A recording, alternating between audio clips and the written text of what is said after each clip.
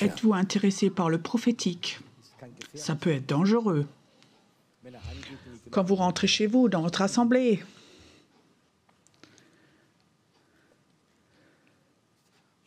est-ce que Martin est là? Je le cherche. Est-ce que j'ai des visions? Oui, ok. Oui, je le vois maintenant. Je vois son lit. Martin, nous te saluons. J'aimerais vous lire du psaume 22. Je le nomme toujours le psaume de la mort. David, dans presque tous ses psaumes, proclame des choses merveilleuses. Il est l'habitué de proclamer des choses positives de tout ce que Dieu a fait, et sa foi va de 0 à 100%. Mais là, dans le psaume 22, ça ne va pas. Vous allez entendre, c'est l'inverse. Et il pense qu'il va mourir. Et tout d'un coup, il voit des démons autour de lui. Et il pense que sa vie est terminée. Et elle voit encore quelque chose de terrible, quelqu'un crucifié. Et tout d'un coup, il a cette révélation. Ce n'est pas lui qui est accroché, mais c'est Jésus. 2000 ans avant toute autre personne, il a vu la crucifixion. Et après, il est devenu prophète et il écrit ce psaume merveilleux, le psaume 22. « L'Éternel est mon berger, rien ne me manquera. » Après, il écrit le prochain psaume. « Élevez vos linteaux, agrandissez vos portes. La porte de la loi est trop petite, il faut une autre porte. » Il écrit des choses merveilleuses. Mais certaines choses, j'aimerais quand même vous lire de ce qu'il a vécu. « Mon Dieu, pourquoi m'as-tu abandonné? Et t'éloignes-tu sans me secourir, sans écouter mes plaintes? Mon Dieu, je crie le jour et tu réponds pas. La nuit, je n'ai point de repos. » Vous avez déjà vécu cela aussi, vous? Tu ne vas pas bien du tout. Tu pries toute la journée, tu n'as aucune réponse. Et la nuit, tu ne peux pas dormir. Tu pries, mais tu n'as aucune réponse. Tu n'as pas de paix. Tu n'as pas de paix en toi. Et ça, c'est des moments terribles où on pense, Seigneur, tu m'as abandonné. Et David pense aussi. Et après, elle dit, il commence à proclamer, si tu es saint, tu sièges au milieu des louanges d'Israël. En toi se confiaient nos pères, tu les délivrais. Ils criaient à toi, ils étaient sauvés. Ils se confiaient en toi et ils n'étaient point confus. Et moi, je suis un ver et non un homme, l'opprobre des hommes, le méprisé du peuple. Les hommes me voient et secouent la tête. Il a mis sa confiance en Dieu, maintenant il doit le sauver. Et il dit oui, tu m'as sorti du sein maternel et tu m'as mis entre les mamelles de ma mère, tu m'as vu. Ne sois pas éloigné de moi. Et tout d'un coup, ça va devenir plus terrible. Il voit des taureaux et il voit son cœur fond comme de la cire. C'est un terrible psaume où David, cet homme de foi, est en train de mourir. Et je crois que toute sa façon d'être, de trouver Dieu, de le louer, d'avoir la paix, d'avoir la foi, Dieu lui enlève ça. Il n'y a plus rien maintenant. Et alors il devient prophète. Je veux dire, si tu veux être prophète, Dieu va t'enlever beaucoup de choses. De petits enfants, et savoir d'expliquer à un enfant, il a 2 poupées, tu lui prends, elle va crier, cet enfant.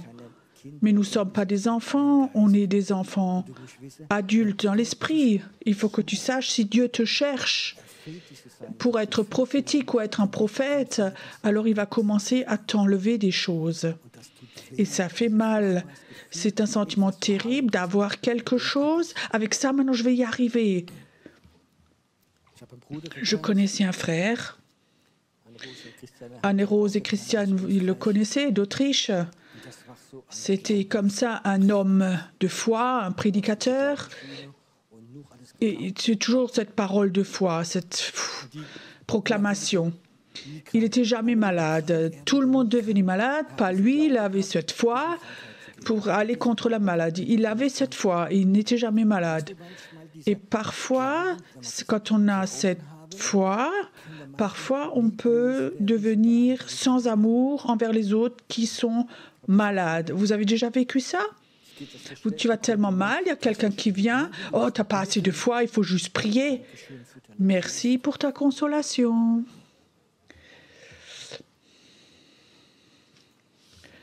Et je ne vais pas oublier, j'étais là en haut, il y avait une rencontre des hommes d'affaires, il y avait un homme qui était là la première fois, un nouveau. Alors je demandais à la fin, est-ce qu'il y a quelqu'un qui est là, qui a des besoins, on prie pour toi? L'homme lève le doigt et dit, oui, moi j'ai une femme, elle est gravement dépressive depuis des années, est-ce que vous pouvez m'aider? Et tout d'un coup, ce frère, cet homme de foi, de proclamation, avant que je puisse donner une réponse, il dit « T'as pas assez de foi, c'est la raison pourquoi elle est malade. » Et je voyais cet homme qui était là, qui avait la première fois ouvert son cœur. Tout d'un coup, il referme son cœur. Il est reparti, il n'est plus jamais revenu. Ça m'a blessé. Mais l'autre, on ne pouvait presque pas le freiner. Et effectivement, pendant 20 ans, comme ça, il n'était jamais malade. Et alors, il revient. Il dit, je viens d'Amérique, d'un tournoi de golf. Et j'ai eu quelque chose, une inflammation des testicules. Je criais de douleur. Pendant des nuits et des nuits, je ne pouvais plus marcher, je priais, je proclamais. Et tout d'un coup, il avait eu cette vision où sa foi avait arrêté. Où tout d'un coup, il avait une vision combien de personnes il a blessées avec sa foi, avec sa proclamation. C'est ce héros de la foi de guérison. Tout d'un coup, ça ne marchait plus. Et il était devenu gravement malade, sa femme est décédée, il était gravement malade. Tout d'un coup, Dieu a pris quelque chose qui était à lui, et Dieu parfois veut nous prendre quelque chose. Et j'ai dit, Dieu, comment je peux expliquer? Et Dieu me disait, Dieu, Pierrot, le prophète, c'est rien d'autre. Ton cœur, c'est la boîte aux lettres de Dieu. Dieu, de temps en temps, veut mettre des lettres dans ton cœur. Une lettre où tu donnes une consolation ou des paroles de réconfort aux autres personnes. Tu sais, cette boîte aux lettres, c'est une boîte aux lettres sainte. Et là, je vais sortir tout ce qui n'est pas bon. Je vais vous expliquer ça comme ça. Imagine, tu es en vacances 8 jours, tu connais ça? Tu reviens et tu veux ouvrir ta boîte aux lettres, tu l'ouvres, ça s'ouvre presque pas, et tout sort, tombe de ta boîte aux lettres, les publicités, le journal, les lettres, tout tombe. De préférence, tu prendrais tout le tas dans la poubelle, parce qu'après les vacances, tu n'as pas envie de lire de vieux journaux, des publicités. Et parfois, c'est comme ça chez nous, les chrétiens. Notre boîte aux lettres est remplie de publicités, mais pas de Dieu. Humainement, peut-être, c'est plein de publicités, plein d'idées, plein de choses qui t'appartiennent. Et Dieu dit, tu sais, j'aimerais avoir une boîte aux lettres où on peut mettre que mes lettres et pas d'autres boîtes aux lettres. Et parfois, c'est la raison où Dieu, parfois, pour des gens prophétiques, va chez eux et leur enlève des choses qui font mal. Si de toute façon, si tu deviens prophétique, si tu es chrétien dans les églises, tu remarques, les gens vont t'aimer ou te rejeter. Il n'y a pas d'entre-deux. Si tu es prophétique, beaucoup disent « Ah, tu es prophétique, tu as une parole pour moi. » On te regardait comme si tu étais Dieu lui-même, même si ta boîte aux lettres est vide. Ils croient en tout. Ou alors ils te rejettent. « Oh, tu ne t'appartiens pas à notre groupe, tu es trop religieux, trop charismatique ou d'autres choses. On n'a pas besoin de ça, on a la Bible, ça suffit. »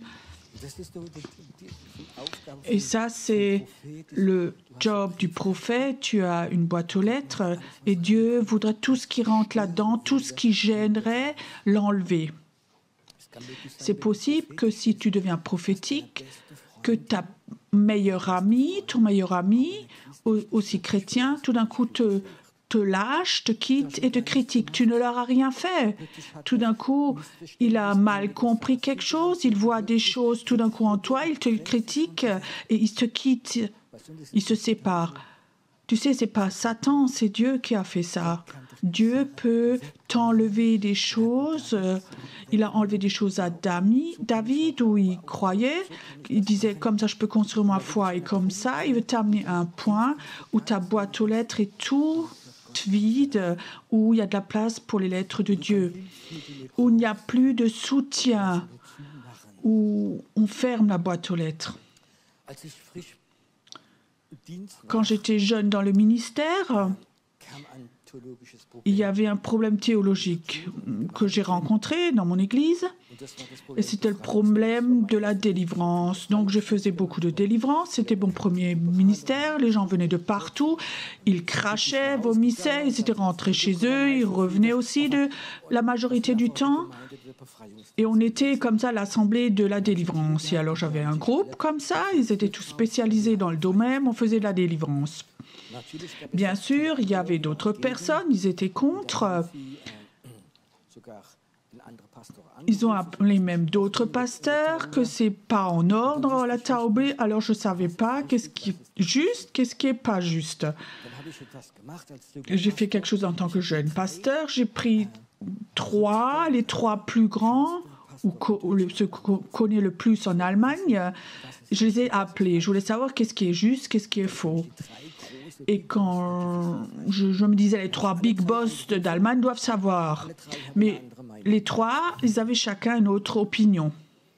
Maintenant, tu peux imaginer, en tant que jeune serviteur de Dieu, tu as une église, tu as beaucoup de critiques, et maintenant tu veux savoir quelque chose, tu veux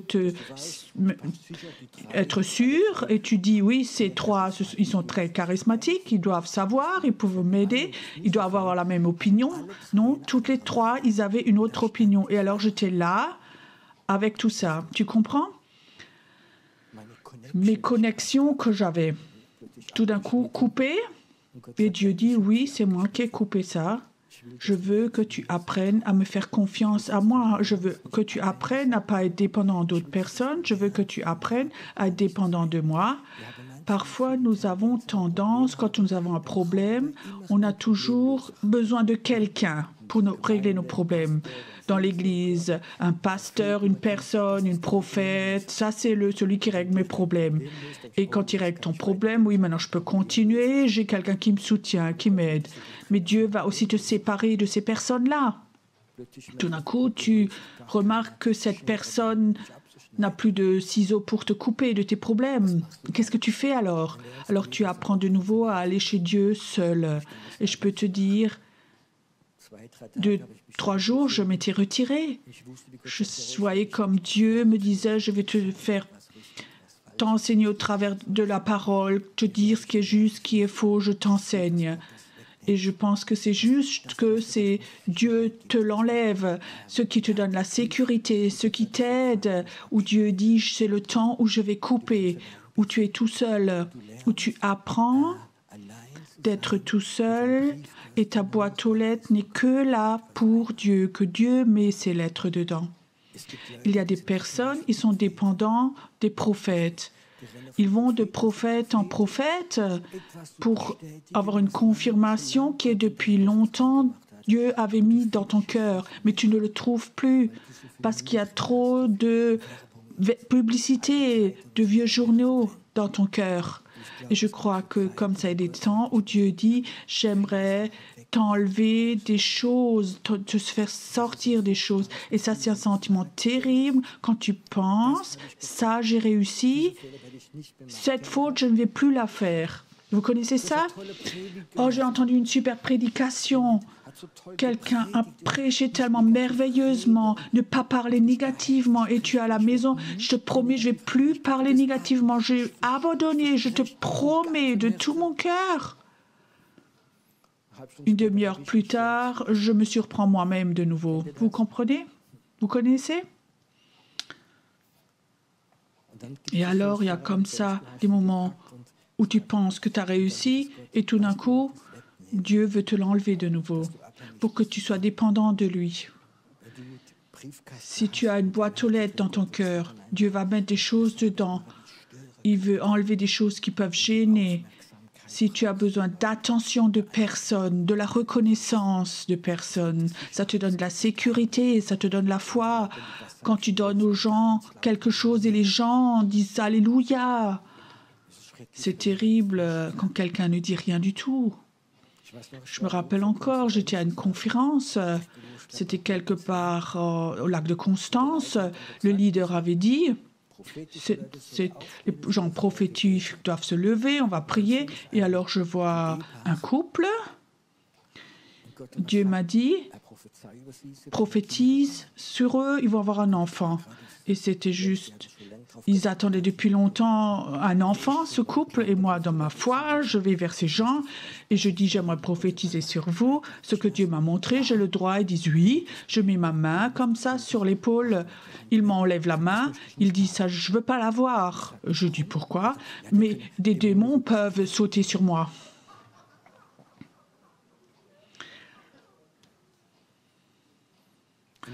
Et j'étais fâchée.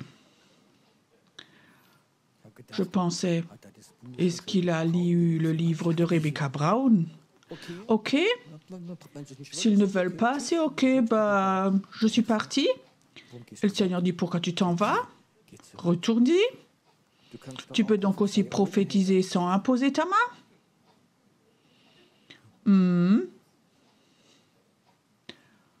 Tu comprends? Il t'enlève ces mauvais sentiments de valeur à ce point où tu retournes. Je suis désolée si je suis partie. J'aimerais vous dire, l'année prochaine, au même moment, vous allez avoir un enfant. J'ai rencontré ces gens 3 ans après. J'ai vu la petite, il disait, elle a 2 ans maintenant. Mais tu vois comme vite, on a des habitudes. Imposer les mains, prier dans l'esprit, non.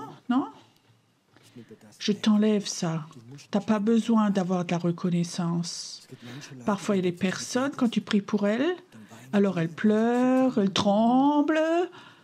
Et parfois, disent, oh, merci, tu es un grand prophète. Tu sais, et il n'y a rien qui s'est passé après. Chez eux, c'est rentré d'une oreille, ressorti de l'autre. Et d'autres personnes, quand tu prophétises pour eux, ils te regardent tout bizarre, même critique. De préférence, je ferme les yeux. Alors tu t'en vas. À l'époque, je demandais, alors c'était juste? Et le regard disait, non, je ne demande pas. Et chez lui, ça avait vraiment touché. Ça fait du bien. Il veut t'enlever beaucoup de choses, la reconnaissance des personnes.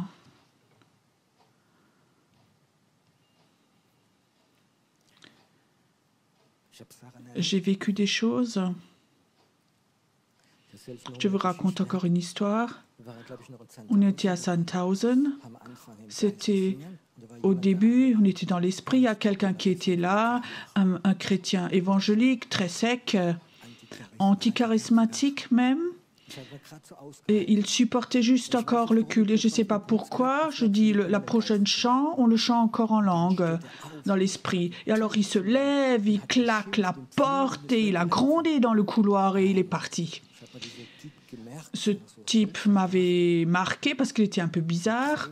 3 mois après, il est venu à Zinsheim au culte un samedi soir. Et j'avais une parole prophétique pour lui. Et j'ai dit, oh là là, si lui, je prophétise pour lui, il va me taper. Je ne savais rien de sa vie. Et cette parole que j'avais eue, je te vois, tu as des bébés morts dans tes bras, ils vont prier et ils vont revenir à la vie. Tu peux donc pas dire quelque chose qui, comme ça, quelqu'un avait claqué la porte avant. Et je lui dis, Dieu te dit, je t'ai vu, tu as des bébés morts dans les bras et tu vas prier, ils vont revoir la vie. Et cet homme, j'ai jamais vécu ça, avec sa chaise, il a fait un bond de 1 mètre en arrière vers le mur. Il était comme ça, projeté en arrière. De préférence, je serais parti en courant.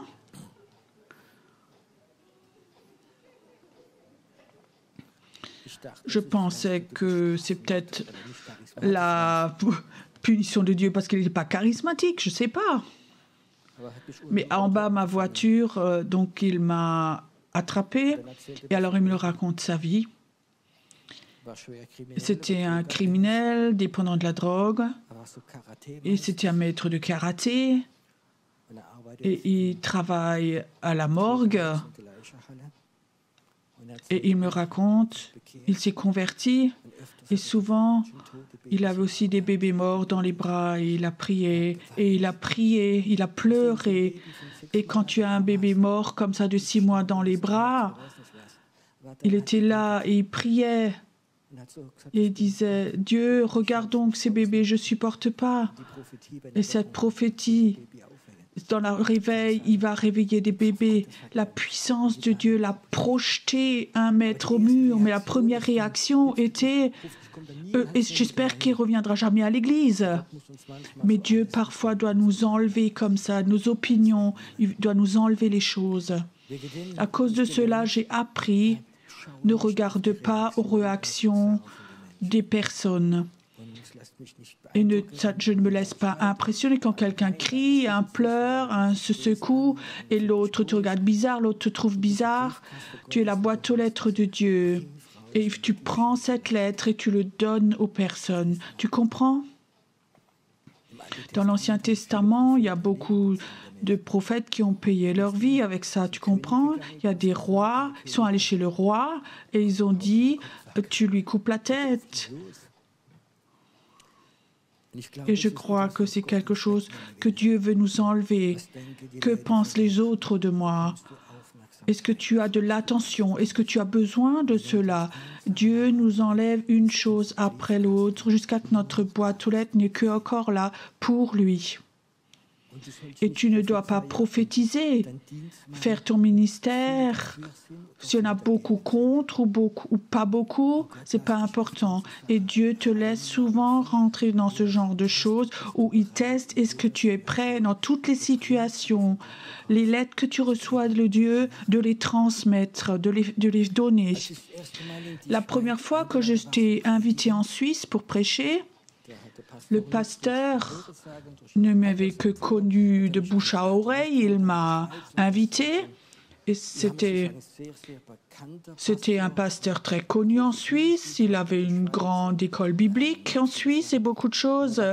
Et en ce moment où je venais, c'était un temps où son mariage s'était cassé, son église aussi, les anciens l'avaient jeté dehors et il a commencé quelque chose de nouveau et je suis arrivée chez lui dans ce... Donc c'est la situation favorite quand on va quelque part. Et cet homme donc m'a cherché à la gare. Donc il ne me connaissait pas, il m'a dit bonjour. Et alors, donc, sur le chemin vers sa maison, sur toute la route, il a vraiment laissé sortir toute sa frustration. Donc ce mariage est brisé, les anciens l'ont jeté dehors, et les problèmes financiers, il n'a que grondé. Et la majorité l'a grondé contre ces orateurs qui prêchent le réveil et promettent plein de choses, comme ces signes de Toronto, contre le rire, contre l'or, contre toutes ces choses. Il n'a que grondé sur toutes ces choses. Et 1 heure avant, Dieu m'avait dit, tu prêches sur le réveil. Je suis tellement heureux que dans la voiture, il ne m'a pas demandé sur quoi je vais prêcher. Il était tellement occupé, a tellement grondé sur le réveil, il était complètement à terre, cet homme. Et alors il vient dans l'église, je me rappelle, j'oublierai pas. Donc j'ai parlé du réveil, du psaume 23, il était assis là et je regardais toujours de l'autre côté. Je ne sais pas pourquoi. Et je prêchais sur le surnaturel, sur le réveil, ce que Dieu voudrait faire. Je commence à prier et la gloire de Dieu est venue. Alors je voyais encore la première femme qui venait devant, elle avait sa Bible avec elle et elle dit « Pasteur, qu'est-ce que c'est que ça? Pendant que vous prêchiez, toute ma Bible s'est remplie avec de l'or. » Oui, de vraies paillettes d'or qui étaient comme ça, étaient si grandes. Est-ce que ça vient de Dieu? Je disais, demandez votre pasteur. Et alors elle va directement chez lui, chez le pasteur. Plus tard, c'était devenu un bon ami. Elle va chez le pasteur et elle dit, regarde voir. Et il prend ça et je sentais comme il regarde sa Bible qui était pleine d'or et je vois comme Dieu le touche, je le vois ça. Que plein de choses, la pensée, Dieu, tu as offert ça à mon église, que je commence là de nouveau.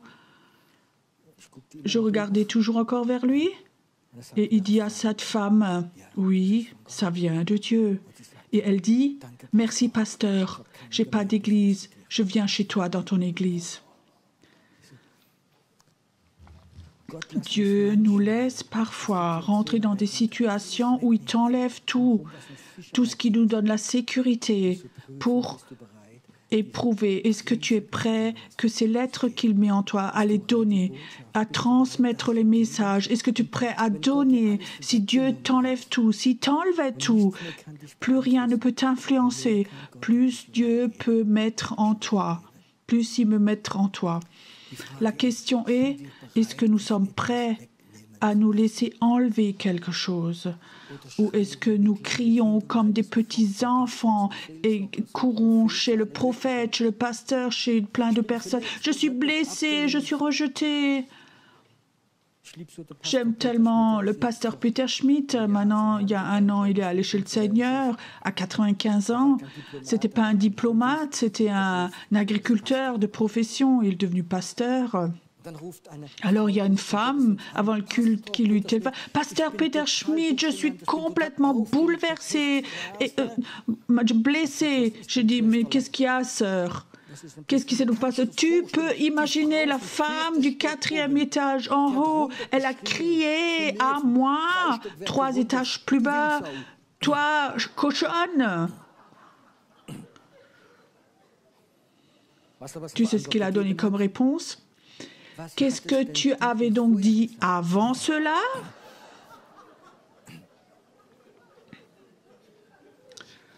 Tu sais ce qu'elle a dit?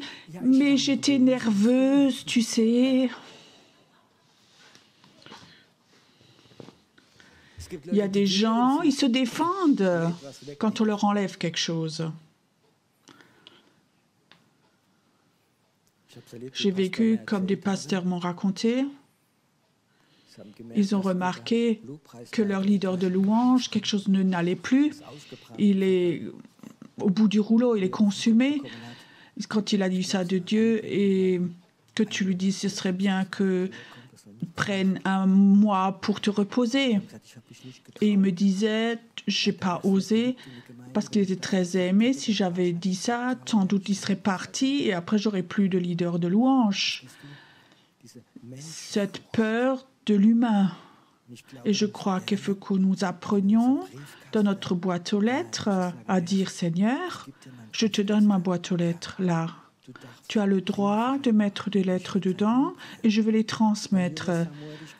Au petit Samuel, on a dit il n'avait pas laissé tomber une seule goutte. Tout ce qu'il avait reçu de Dieu, il l'a donné, transmis.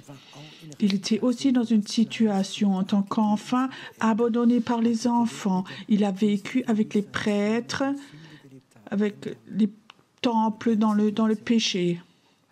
Et Dieu a purifié son cœur et il l'a fait rendu un prophète, un super prophète. Maintenant, cette question. Est-ce que tu es prêt à donner ton cœur à Dieu en tant que boîte aux lettres de Dieu? Dieu, tu peux m'utiliser aussi si ça va contre moi, même s'ils me disent fou, même si j'ai pas de reconnaissance, si j'ai de la critique, ça m'est égal. J'aimerais être une boîte aux lettres de Dieu. Tout ce que tu me donnes, j'aimerais transmettre ça, sans reconnaissance, sans rien chercher. Tu sais, ne dis jamais trop vite oui quand Dieu te pose une question. Mais laisse-le vraiment descendre profondément dans ton cœur. Est-ce que tu es prêt que Dieu t'enlève tout? Tes amis, peut-être ton église que tu aimais tellement, où tu as tellement d'honneur, ton travail. Dieu peut tout t'enlever s'il veut t'avoir. Tu sais pourquoi? Parce que ce Dieu est un Dieu jaloux. Ce Dieu dit, tu m'appartiens, je t'ai appelé, j'ai payé, je veux t'utiliser. Et alors il faut que tu sois prêt à dire, tu es prêt à payer le prix, comme un David dans le psaume 22, dans le psaume de la mort, d'avoir le sentiment parfois de mourir. Ce sentiment, d'avoir ce sentiment, les gens ne te comprennent pas, tu as envie de ciel, pas que tu es dépressif, mais parce que tu as envie d'être chez Dieu. Et ça, c'est les moments où Dieu veut tout enlever, il t'enlève tout. Il n'y a pas de publicité qui t'influence dans ta boîte aux lettres. Et alors, de plus en plus, il va t'utiliser. J'ai l'impression ce soir qu'il y a des gens qui sont là, qui sont dans ce processus-là. Tu as reçu de Dieu un don, tu es utile dans ton église et puis on t'aime aussi. Et Dieu dit, c'était qu'un petit début. J'aimerais continuer, mais j'ai commencé à t'enlever beaucoup de choses. Et je crois que ce soir, il y a des personnes qui sont là, ils sont dans ce processus, ils n'ont pas compris que Dieu est capable d'enlever des choses qui font mal. Dieu est capable de te faire mal parce que le Père qui aime, il redresse. Moi, il m'aime beaucoup. Parfois, je le sens. Mais je crois que c'est important parce qu'à la fin de ma vie, je veux pouvoir dire ça a fait mal, mais c'était bon. C'était bon pour ton royaume.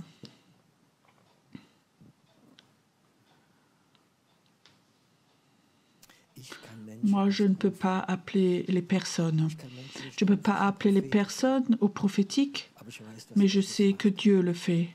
Je sais que le Saint-Esprit le fait. Il cherche de nouvelles boîtes aux lettres parce que nous vivons dans un temps terrible, oppressant, où Dieu a besoin de beaucoup de boîtes aux lettres en Allemagne, en Suisse, en Autriche, partout. Dieu a besoin de boîtes aux lettres, de donner des réponses aux besoins des gens. Reinhard Bonnke racontait une histoire. Il était en Afrique dans ses premières années et quelque part, il avait bu de l'eau qu'il n'avait pas le droit de boire et est devenu très malade. Il a plus de 40 degrés de fièvre pendant des jours et des jours. Tout le monde avait prié et ça devenait de plus en plus grave. Et sa femme était désespérée. Elle pensait déjà que maintenant, c'est fini. Il va mourir. Il avait à peine 30 ans. Alors il me dit, il y a une femme dans l'église de Francfort, la nuit s'est levée, elle voyait comme ça chez elle, prie pour Reinhard, il a besoin de toi. La nuit, elle s'est levée et elle a prié contre cet esprit de mort sur Reinhard Bonnke et elle a prié jusqu'à ce qu'il a senti, maintenant c'est parti. Et au même moment, Dieu l'a touché et il a été guéri. Ça, c'était une boîte aux lettres de Dieu. Et cette femme est la fautive et cause que des millions de personnes sont sauvées. Sa boîte aux lettres était fautive.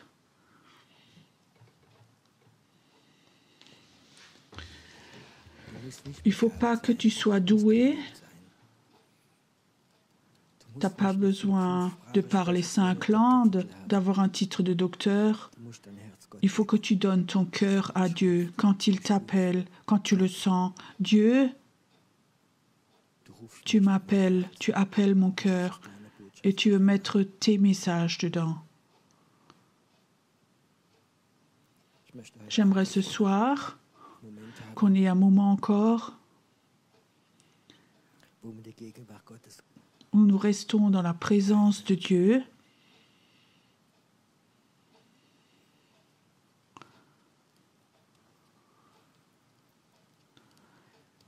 Est-ce que tu es dans cette situation où Dieu t'a pris beaucoup de choses, peut-être même ton mari, ta femme, il t'a abandonné, tes parents ne veulent plus avoir de contact avec toi? Ça, c'est l'affaire de Dieu. C'est pas toujours le diable. Dieu, parce qu'il est jaloux, peut, tout ce qui te freine, il peut l'enlever. Il faut juste que tu l'autorises. Et je sens dans l'esprit, il y a des gens qui sont là ce soir, ils sont dans cette situation. On t'a enlevé quelque chose qui fait mal, ou tu es déçu. Accepte-le. Dieu te prépare pour quelque chose.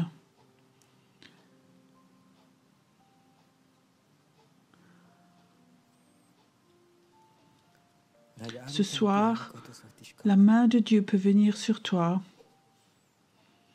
C'est comme si ce soir voudrait poser sa main sur les personnes et confirmer, toi qui as vécu des choses tellement terribles, ou peut-être tes meilleurs amis t'ont trompé.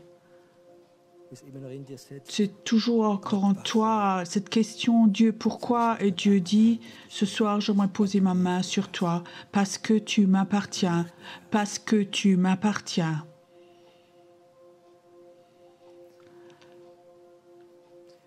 Si tu es là ce soir et tu as cette douleur en toi, non même jusque dans tes os, parce que quelque chose t'a été enlevé.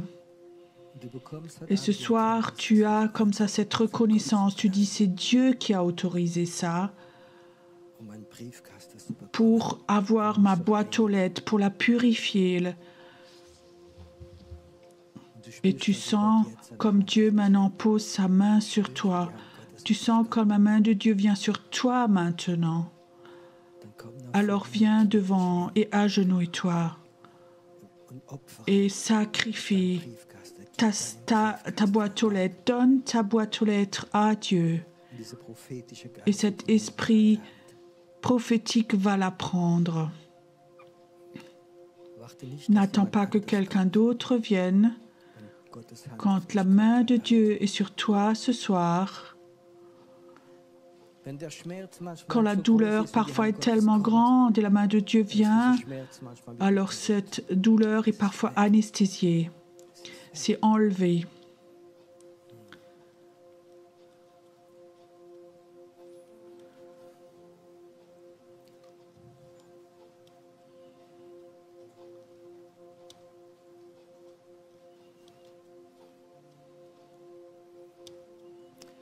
Il y a quelqu'un qui est là ce soir, là devant, tu as le cancer et tu as demandé Dieu tellement, pourquoi moi? Pourquoi moi?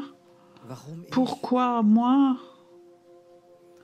Et Dieu voudrait dire, je veux te préparer, mais je dis ce soir, stop à ce cancer. Il ne veut pas continuer, il va régresser. Stop à ce cancer. Et ton temps prophétique va commencer. Le cancer va s'assécher et reculer. Et il y a une vie prophétique qui va commencer. Ça commence. Elle va commencer.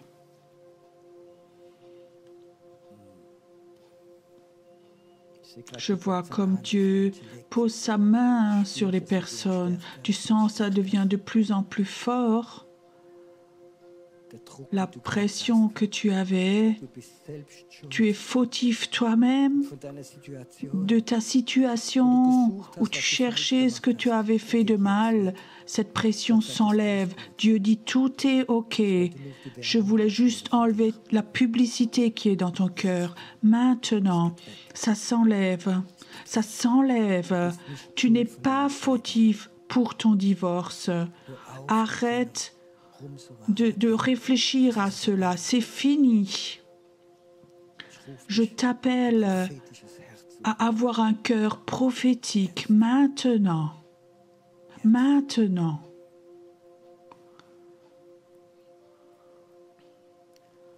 Merci Seigneur pour ton onction. Merci Seigneur que pas seulement ici, mais beaucoup de personnes qui vont écouter, qui vont avoir cet appel, leur cœur à le donner comme boîte aux lettres de Dieu, là où tu es, chez toi, à la maison. Dieu va te toucher, il va te toucher, il va te toucher. Inspire, voir maintenant profondément, profondément, profondément. Profondément. Je vois comme Dieu tourne le bouton et tu vas à un autre niveau. Il y a quelque chose dans ta vie, il y a quelque chose qui va se passer et tu rentres dans un autre niveau. C'est comme dit dans l'esprit, une porte s'était ouverte, qui était planifiée depuis longtemps, mais ce soir, elle s'ouvre pour toi et tu vas aller dans de nouvelles pièces spirituelles. Maintenant, des pièces spirituelles, tu pensais, mais ce soir, je vais te donner une clé. Tu vas rentrer dans ces pièces-là, dans ces chambres, et tu vas sortir des choses de ces pièces pour d'autres personnes. Tu vas devenir une servante fidèle, un serviteur fidèle. C'est le temps aujourd'hui. J'aimerais bien maintenant qu'on ait un temps d'adoration maintenant, où nous adorons simplement notre Dieu. Là devant, vous pouvez le lever si vous voulez. Pas que ça fasse trop mal aux genoux.